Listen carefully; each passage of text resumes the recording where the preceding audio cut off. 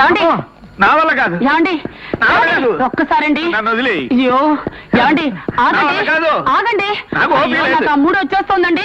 Please ఒక్కసారండి. మూడు రావడానికి ఏమండి, వేరే ఏమండి, పడాలి ఎదుటే. నేను ఆగలేకపోతున్నానండి. నేరా? మరి నువ్వేనా చెప్పరా ప్లీజ్. వీడు చెప్పినా దేవుడు చెప్పినా ఏం లాభం లేదు. అయ్యో నాకు మూడు వచ్చేస్తుందండి.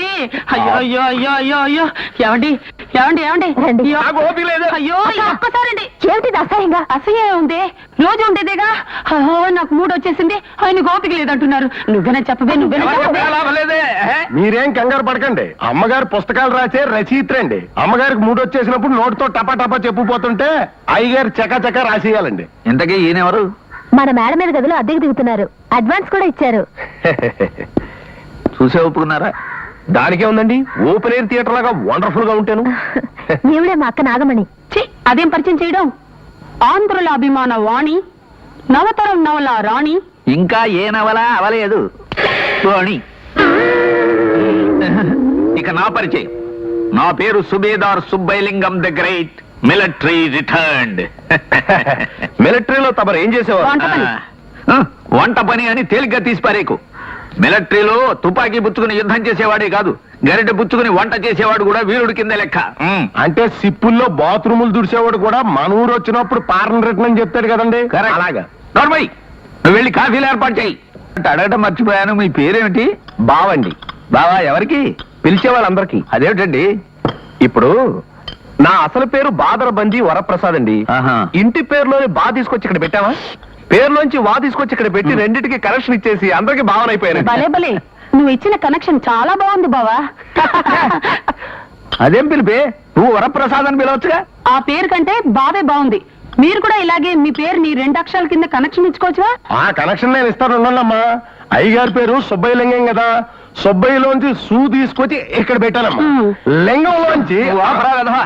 నా పేరుకి అలాంటి కలెక్షన్స్ ఏమి కుదరవు, నువ్వు నోరు మూసుకో. ఏమైనా నీ పేరు చాలా చిక్కగా ఉందయ్యా. అదే ఉందండి, పిలిస్తే అది అలవాటైపోతుంది. అయితే మీరు ఇంట్లోకి ఎప్పుడు చేరతారు బావగారు? ఎప్పుడో ఏంటి, ఇంకో గంటలో చేరిపోతాను. వస్తానండి వస్తానండి. బాబు కప్పు. ఓహో ఇదిగో.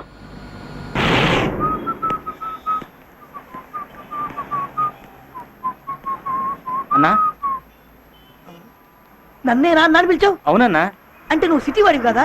ఇప్పుడేనన్నా నువ్వు నాకిన పాలన నుంచి వస్తున్నాను. నువ్వు నాకు పాలన నుంచి వచ్చావా? అంత దూరం నుంచి వచ్చి నన్ను అన్నాను పిలిచావా? నీకేదన్నా ఒకటి ఇవ్వాలి. ఓ, ఇది వద్దులే, ఓవర్ యాక్షన్ ఉంది. ఇదిగో ఈ రేబాన్ డ్రెస్ పెట్టుకో, కళ్ళకి చల్లగా ఉంటుంది. ఏరా డూప్లికేట్ అని కనిపెట్టావా? లేదన్నా, ఒక్క నిమిషం ముందు పరిచయమైన నువ్వు నన్ను అభిమానించి ఈ కూలింగ్ గ్లాస్ ఇచ్చావన్నా. రే, కవచ కుండలాలు కోసిచ్చిన కర్ణుడి ఫ్యామిలీలో లాస్ట్ బ్యాలెన్స్ నేనేరా. కానీ నన్ను 20 ఏళ్ళుగా పెంచి పెద్ద చేసిన అమ్మా నాన్న ఇంట్లో నుంచి గెంటేశారన్నా. ఎందుకు? ఏమన్నా, ప్రేమించడం తప్పంటావా? నీకు ఆ రోగం మొదలైందా? అవునన్నా, ఒక అమ్మాయిని ప్రాణానికి ప్రాణంగా ప్రేమించాను. ఆ అమ్మాయికి నాకు ఎలాగైనా పెళ్లి చేయమని మా అమ్మా నాన్నల్ని అడిగాను. వాళ్ళిద్దరు కలిసి నన్ను ఎడాపెడా వాయించేశారు. చూడన్నా, నా పన్ను కూడా విరిగింది. ఏంట్రా ఇది? పాచి పట్టి పాడుపడ్డ బావిలా అయిపోయింది నీ నోరు. అవునన్నా. కంగారు పడకరా, నేనున్నాను. ఆ అమ్మాయి ఎవరు ఎక్కడుందో చెప్పు, మీ ఇద్దరు నేను కలుపుతాను. చూపిస్తానా? చూపిస్తా, ఫోటోను చూపిస్తా. ఏంట్రా బ్యాగులో పెట్టుకొచ్చావా? నా పన్ను విరగొట్టినందుకు బాధ కాలేదన్నా, ఫోటో పగలు కొట్టారన్నా. ఓరి పాప కూడా. సిమ్రానా, లేట్ గా లవ్వారా?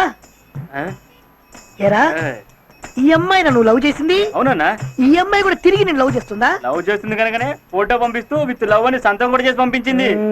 ఈ అమ్మాయి నటించిన సమరసింహారెడ్డి సినిమా చూసావారా? లొడలోడని వాగొద్దు, వాళ్ళ ఇంటికి ఎలా వెళ్ళాలో దారి చూపించు, మిగతాది నేను చూసుకుంటా. అయితే ఇది పట్టుకో, 37వ నెంబర్ బస్సు ఎక్కు, ఆస్పత్రికి వెళ్ళాలని చెప్పు. ఓహో. నువ్వు చెప్పక్కలేదు, వాళ్ళే నేను పిచ్చాసుపత్రికి చేరుస్తారు.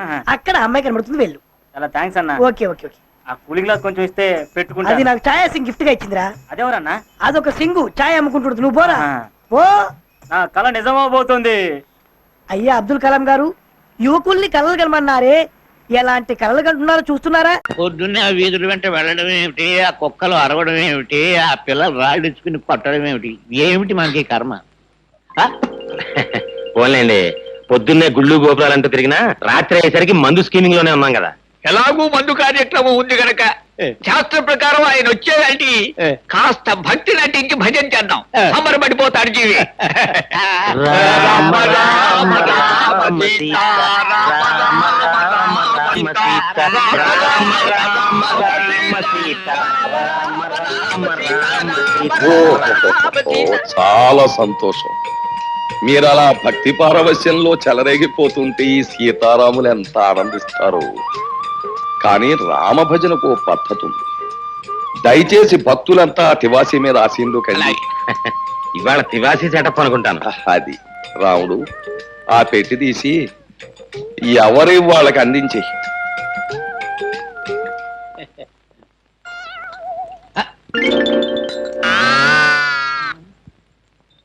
రామచంద్ర ప్రభు. ఏమిటండి బాబు ఇవి? చిడతలు తాళాలును. ఎందుకండి? పసందుగా భజన సాగించడానికి అవసరమైన సంగీత సామగ్రి. వీటితో మేమంతా భజన చేస్తాం. మరి మందు? ఛీ, రామ భజన చేసే నోటితో మందు అని అడగడానికి సిగ్గులేదు నీకు?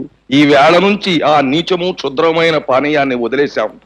భజన కాగానే శ్రీవారి పాదతీర్థం, ఆ తర్వాత చల్లటి కొబ్బరి నీళ్ళు. అమ్మో, నా కడుపులో పోట్లు వస్తున్నాయి, నేను ఇంటికి వెళ్ళిపోతాను. పోట్ల ఎందుకయ్యా? ఇంటికి అలా కూర్చో, మన పెరట్లో ఆబోతుంది. ఉత్సాహంగా వచ్చి 2 పోట్లు ఇస్తున్న పొట్టలో ఎక్కడదక్కడ చదువు. బాబు తాళాలు ఇస్తే నేను ఇంటికి వెళ్ళి భజన చేసుకుంటాను బాబు. ఇంటికా? వ్యక్తిగతంగా భజన చేస్తే ముక్తి మోక్షం లభించవు నాయన. భజన అనేటటువంటిది ఎప్పుడు కూడా ఒక చోట కూర్చుని ప్రశాంతంగా సామూహికంగా చేసినప్పుడే దాని ఫలితం. మర్చిపోయాను, రేపటి నుంచి ఇదే వేళకి ప్రతిరోజు ఇక్కడ భజన కార్యక్రమం ఉంటుంది. ఒకవేళ ఎవరికైనా ఒంట్లో జ్వరం వచ్చి గాని, కడుపులో పోట్లు వచ్చి గాని, నీరసంగా ఉండి గాని, భజనకు హాజరు గాని పక్షంలో నేను మాత్రం రాను. 1 గంట అటు ఇటులో ఆబోత్ వచ్చి మిమ్మల్ని పరామర్శిస్తుంది. పంతులు మొదలుపెట్టు.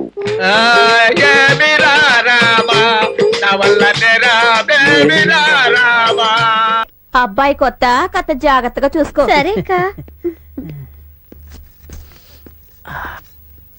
పాపు, పాపమ్మా, ఏంటి? నేను ఎన్నోసార్లు నీ దగ్గరకు వచ్చాను. నువ్వు కూడా ఎంతో మంది అమ్మాయిలు చూపించావు, నేను చూశాను. కానీ ఒక్కసారైనా చెయ్యబడని రోజాని ఎప్పుడైనా చూపించావా? పాపమ్మా, అవును, పాపమ్మ అంటే నువ్వేనా? అవును, నేనే పాపమ్మ. నువ్వెవరు? అందరూ నీలాంటి బిజినెస్ చేసే వాళ్ళవేలే. నా దగ్గర చెయ్యపడే రోజా ఒకటి ఉంది, తీసుకుంటావా? రేట్ ఎంత? అంతా గిట్టుబాటు ధరలే. ఏది? బిలు ఆ ఫిగర్ ని అక్కడ చూడు. సరోజా, హాయ్. ఊరికి సిగ్గుపడకుండా ఇలా రా.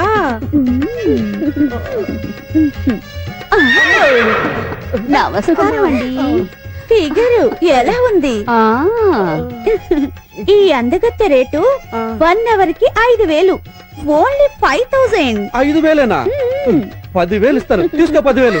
అరేబియన్ గుర్రం లాగుంది. మరి మాటలా? ఆఫ్రికన్ కొలాబరేషన్ కదా. అమ్మ ఇండియా, నాన్న ఆఫ్రికా. అయితే హైబ్రిడా? పాపమ్మ, నీ పని తర్వాత చూస్తా గాని ముందు ఈ హైబ్రిడ్ తో జాగ్రత్తగా వెళ్ళు. మరి అంత తొందర ఏంటి? కూర్చోమ్మా. సరే గాని చూడ్డానికి నల్ల సీమ పందిలాగున్నావు, నువ్వేం తింటావు? నేనా? ఆఫ్రికా ఏనుగు పాలు తాగుతాను. అందుకేనా నల్లగా నిగనిగలాడిపోతున్నావు? ఊడిపోతుంది. అబ్బా, రాజహంసలాగున్నావు. పేరేంటి? నా పేరా కోదండం. సిగ్గుపడిపోతావు. ఏమైనా వదలను. చెప్పేది నీకేరా? డబ్బులు ఇస్తున్నారమ్మా. డబ్బులు ఇచ్చేది ఆయన ఎవరు అనుకుంటున్నావురా? Police station inspector. ఆయన దగ్గర వేషాలా? కిందకి దిగు. 10,000 తీసుకెళ్ళి లోపలేసి. అయ్యో, ఇంకొంచెం సేపు ఉంటే నా జీవితం నాశనం చేసేవాడే.